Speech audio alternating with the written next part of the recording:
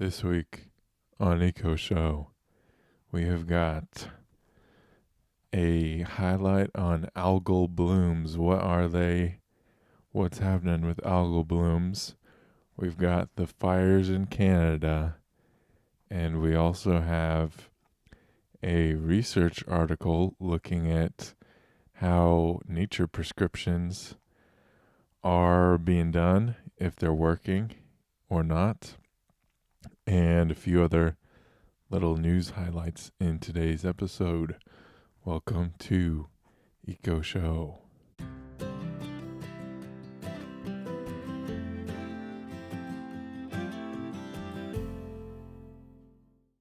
Hello and welcome to Eco Show. My name is Henry. I'm a PhD student in ecology at the moment, and this is Eco Show, a show about news and happenings and research in ecology, the environment, things related to that, and sometimes things outside of that, but usually I keep it to that pretty well.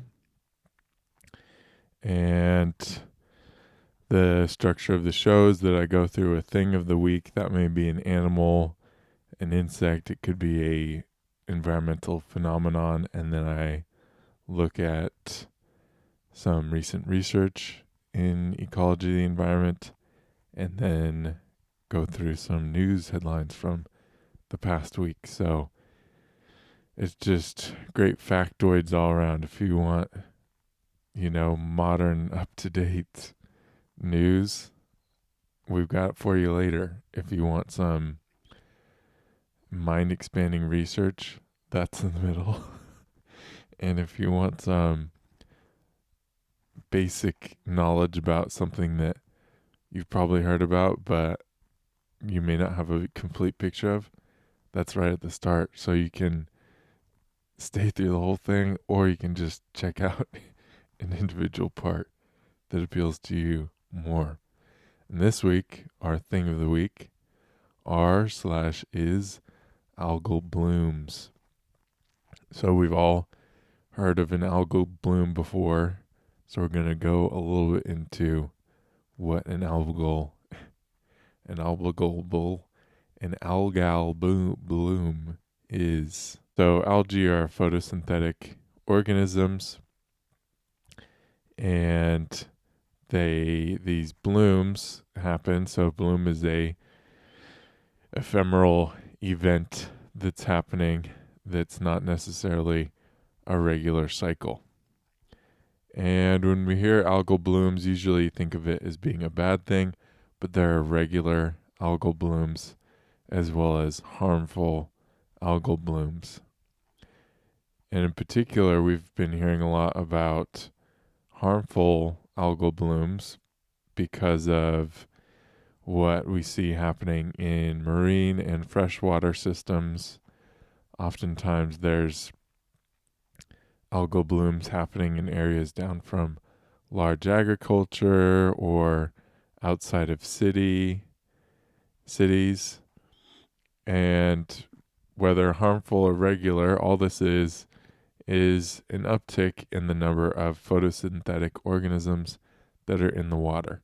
Those organisms are always there, but they are increasing for different reasons and having different downstream effects, which may be harmful or beneficial. And so an example of a beneficial algal bloom is that just regular algal blooms that may happen in the springtime as winter snow starts to melt and nutrients are starting to be brought into waterways. You can have an increase in algae, which are going to be eaten by fish and different things in the water. So algal blooms normally can be beneficial, but like anything, too much of a good thing is not so great. And when these are harmful, they can do a few different things that are harmful. The algae in the blooms may be toxic, so that's one thing. They may be just producing toxic chemicals, So that's one bad thing. Another bad thing in one of these harmful algal blooms is that the algae are blocking sunlight to get to lower levels of the water table.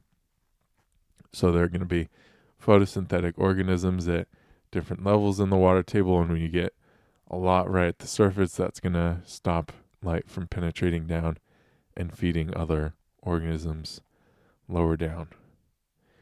And one of the particular, slightly more complex cases is when you have an algal bloom and lots of algae growing and they die, and death is natural and that's all okay. But when you have a huge amount of these phytoplankton dying, they may then be decomposed by bacteria in the water. And those bacteria, which are eating the algae, are using oxygen in the water. So they're similar to us. They're eating the algae and they need oxygen to be able to function. So they are getting this big food source and then they're going to be using more oxygen as well. And that's taking oxygen out of the water.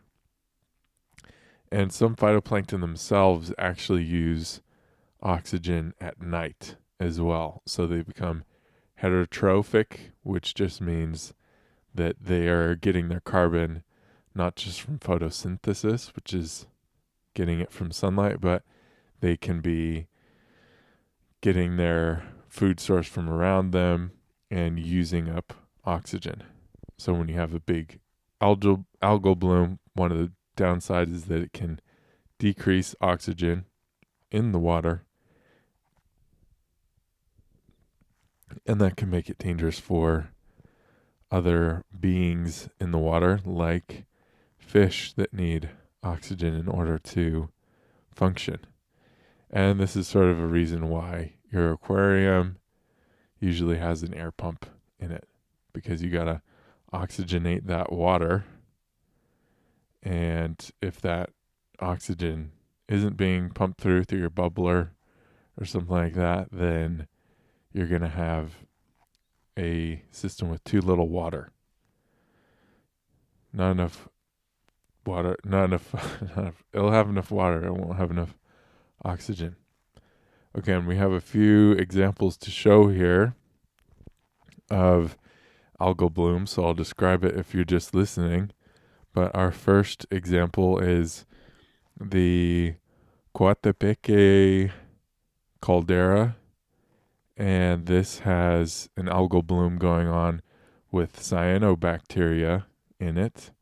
And we can see in the photo the water looks this amazing blue color, but that's actually a bacteria that has happened in a bloom there. We have another example of a bloom here from Lake Erie in 2011. There was a big nutrient runoff that went into the waterways and caused these blooms. So a lot of these algae in the water are growing at the rate that they can get the nutrients that they need. And two of those big nutrients are nitrogen and phosphorus that control the amount that these can grow and their populations can expand. And nitrogen and phosphorus are big runoff things from farming and agriculture, as well as cities and sewage. When these get into the waterways in high amounts, it can lead to these algal blooms, and that was the case in Lake Erie here in this photo, which is just an aerial photo showing these green blooms of algal blooming that are happening off the coast that are very large scale. And there are other types, but another type that I'm going to highlight is called a red tide. And this is a little bit unclear to researchers what causes it in particular, but a few of the factors that come together are high temperatures in the ocean, along with rain and lower amounts of wind. It kind of has this settled, nutrient dense, warm water that's kind of this hot soup that can lead to a red tide happening. And this is one of those examples where the bacteria in the red tide often produce dangerous toxins. And this can be dangerous for humans as well as for animals in the ocean. And it doesn't have any different look or taste, this toxin. So although the algae are red and that's obvious to us, that may not be obvious to the creatures that are in the ocean eating algae. Cooking and freezing also doesn't kill the toxins. And cases have come about where people get something called paralytic shellfish poisoning. So shellfish are constantly cycling through the water and can accumulate these toxins. And so during one of these red tides, people may eat some of these shellfish and foods and things like that. But most places are monitoring during red tides and are giving out warnings around shellfish and things like that. But so that's just an example of when it can be dangerous. We have a photo here showing a red tide off of San Diego, which just looks like these orange red clouds that are out in the ocean. And if you've ever been on the beach, it can be kind of freaky.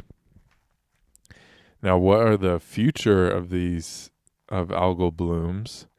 There's been a little bit of research done to understand what is happening, what is going to continue happening with algal blooms. And this research this isn't the research section, this is still in the things section. But it is projected that the spatial extent they found that from the period 2003 to 2020, there was an increased spatial extent and frequency of algal blooms. So they're happening over a wider area and they're happening more often. But they also found that they were weakened in tropical and subtropical areas. They suspect that increases in sea surface temperature are stimulating these. So they're happening more widely, they're happening more often, but they're not necessarily happening as strongly. So you could expect that warmer sea temperatures are putting possibly algae into overdrive more to lead to a bloom, but you're still going to be limited by the amount of nutrients that are going into the water. And in general, places are at least acknowledging the impacts of agricultural runoff, and there are steps being taken to reduce the amount of runoff that's going off that really supercharge these sort of events. So it happens in line with climate change, but a big part of these blooms can be directly controlled by humans to happen less often. And so this sort of brings this question of, can you prevent algal blooms from happening? And the answer to that is no. And that's partially because you don't really want them to stop happening, because like we talked about at the start, even though when you hear algal bloom, it's presented in a negative sense, oftentimes they're beneficial in nature. But there are ways that we can make them not as severe, like you mentioned, less agricultural runoff, treating sewage better, rainwater as well. So making sure that rainwater is being treated. Oftentimes this rainwater is going to be going off of people's lawns, which are filled with fertilizers, picking up different things, different pollutants, and going out to sea and stimulating these algal blooms. So controlling for rainwater, and also aquaculture. So aquaculture has these concentrated situations of raising fish or different sorts of seafood. Sometimes this can be happening up a stream, sometimes it's happening right in the ocean, but either way, these usually lead to lots of those nutrients being released that we talk about that can really bring up these algal blooms from happening.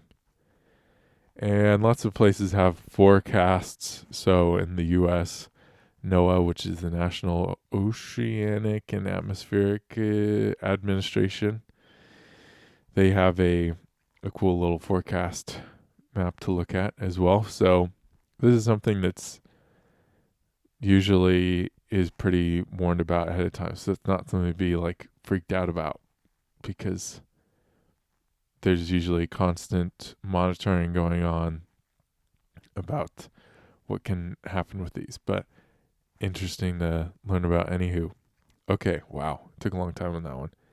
So now we're on to research. I was excited about this episode. We have some cool stuff going on. Okay, so nature prescriptions are something that's been getting done by healthcare professionals. And this research that we're talking about at the moment was a meta-analysis, so looking at multiple different studies of the use of nature prescriptions. So that can be telling people to go out, walk through a park, and things like that. And they looked at 92 studies for this meta-analysis. And some benefits that they found was that there was increased step count, better blood pressure results, lower depression scores, and lower anxiety scores. So less depression and anxiety when people were prescribed these nature treatments.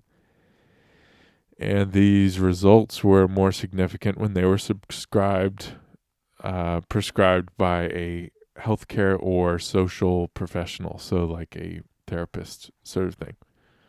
But they did also note that there's a moderate to high risk of bias with this, especially relating to anxiety and depression scores, because these are a bit more subjective. But there did appear to be significant benefit in step count and blood pressure, and lower anxiety and depression scores low enough as well to point to this being potentially a beneficial thing. So as usual, they called for more research in this area to better understand in what ways this can benefit people, looking at age groups and doing more specific studies on this sort of thing. But it is 92 studies, pretty good. There's people studying it, looking into it. So something to keep an eye on there. And that was not a prescription for folks to do that, but an interesting thing to know that it is being studied and would be. So it said they definitely put some heavy caveats on that, saying the results, there can be some lack of clarity, or it can be subjective or things like that, but they're definitely finding some results in that. And it would be cool to find out that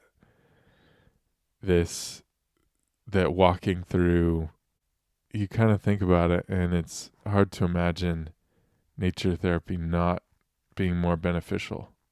Like if you're going to tell someone you need to have a walk more, or have a walk in a park, and a park is going to have more plants with more oxygen. What I do think would be a cool outcome of this is to have this be a more significant aspect in the planning of cities. So if there's this solid research here that is saying, it benefits people to have a time in nature, then there may be a better emphasis to have people actually be and have cities designed with nature built into it more. Okay, now on to our news section. We have got the first section is on the recent fires in Canada. you may have been seeing in the news or experiencing firsthand smoke coming from the wildfires in Canada. And as of the 29th of June, there were 31,000 square miles burned, which is larger than the size of South Carolina. This has been the worst fire year ever for Canada.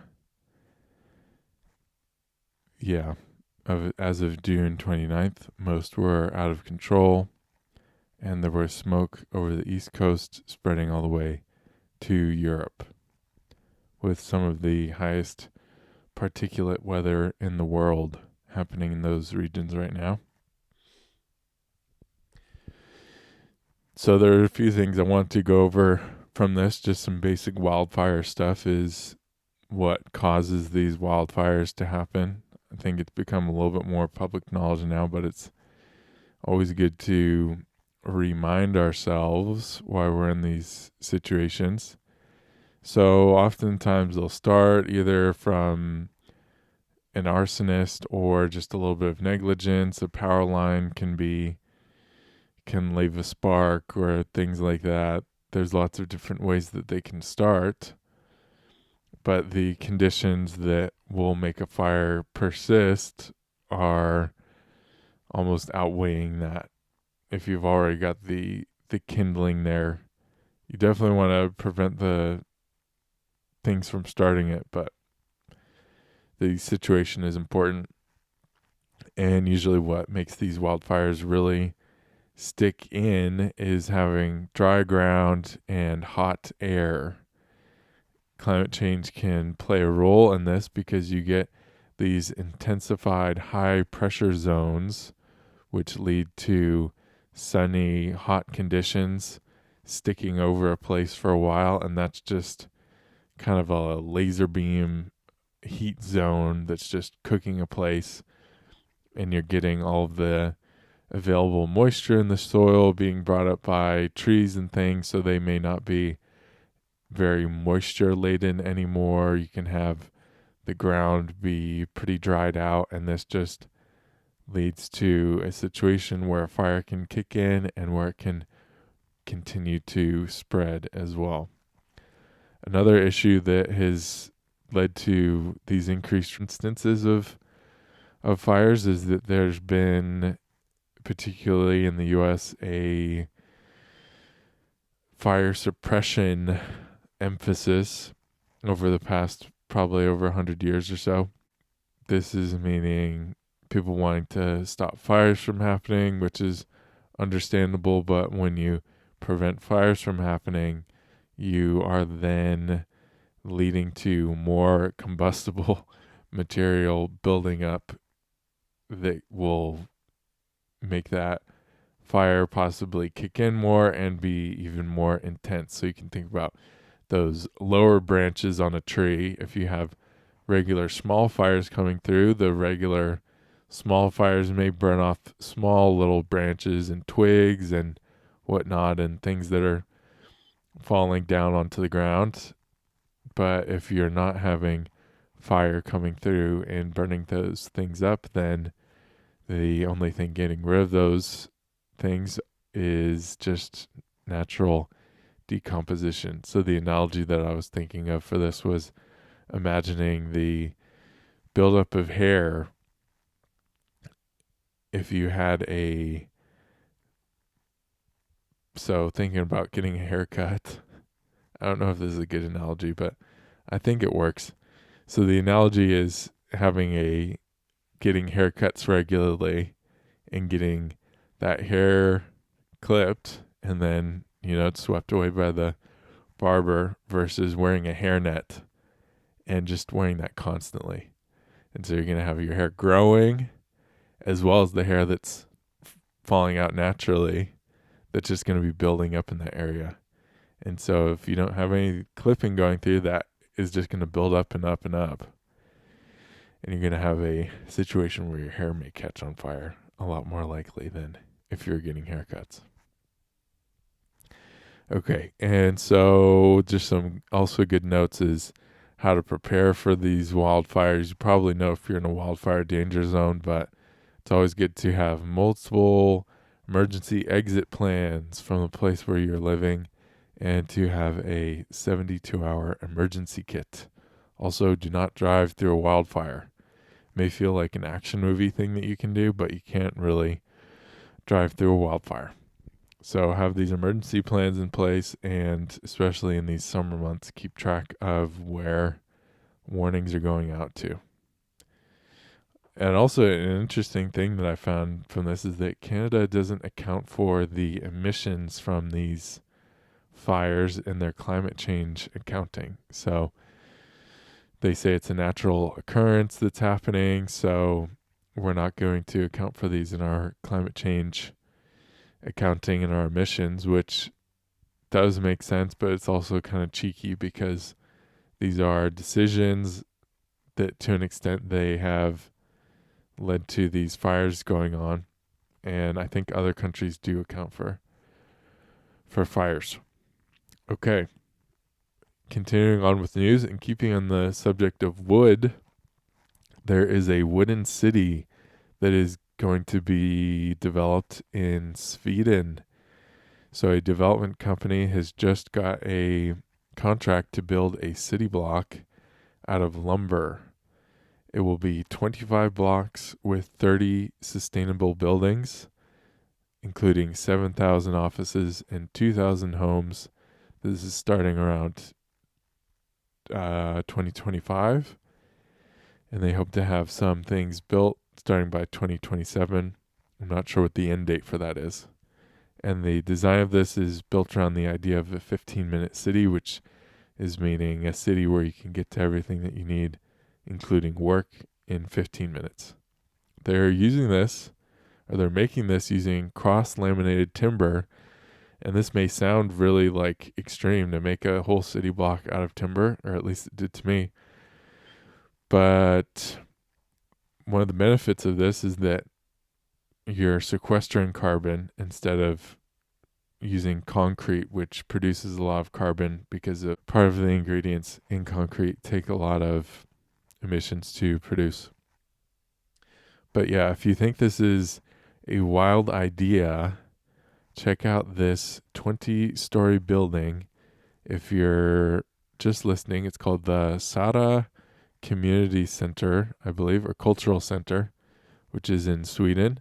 And it is a 20-story building made of wood. So I have a first photo here showing the construction, and you can see very clearly the only metal thing around really is the scaffolding. So it's kind of like the ultimate IKEA building. And here's an inside photo of the building, and you can see all of this construction is made of wood. And the only metal really it looks like is just scaffolding that's up for lighting. Maybe for some of it's for some cross beam support, but the vast majority of the structure is wood.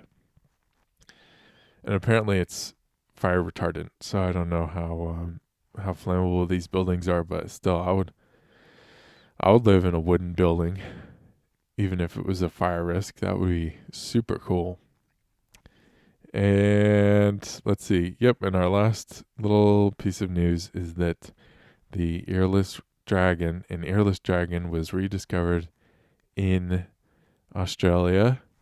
It was last seen in 1969, and it was common to grassy areas around Melbourne. This earless dragon was knocked down in its numbers because of foxes and cats, but it has been found, so they're going to do some surveys to try and rediscover it or re-find where its populations have been persisting. And those are some grains of sand. So this guy is not huge, but he's, well, I don't know if it's a he or, I don't know. I'm not going to gender this dragon, but this dragon is looking adorable. So look up Australian earless dragon if you're just listening, if you want an adorable photo. And yeah, that's all we've got for this week. So I hope you've enjoyed. It was a pretty fast pace this week, so I wanted to cover everything, and that's about it. So yeah, I hope you've had a good week. Hope you are having a good week. Hope the week continues to go well, and we'll catch you next time. Thanks for checking in. Bye.